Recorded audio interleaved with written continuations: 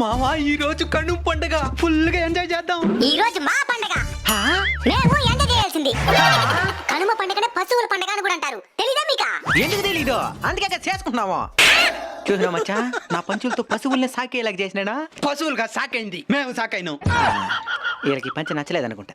సరేలే, ఇది పశువుల పండగ కాబట్టి మాకు సేవ చేయండి. సేవ చేయాలనా? ఎందుకు చేయాలి? మరి మేము మీకు చేస్తున్నామే.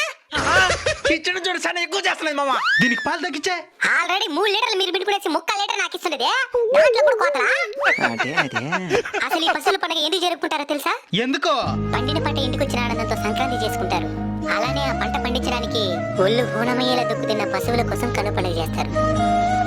మా పేడ మూత్రంతో పొలాన్ని సైతం సారవంతం చేస్తాం. మా బిడ్డలకి ఇవ్వాల్సిన పాలన కూడా అధిక భాగం మీకే ఇచ్చి మీ ఆరోగ్యానికి కారణమవుతున్నాం.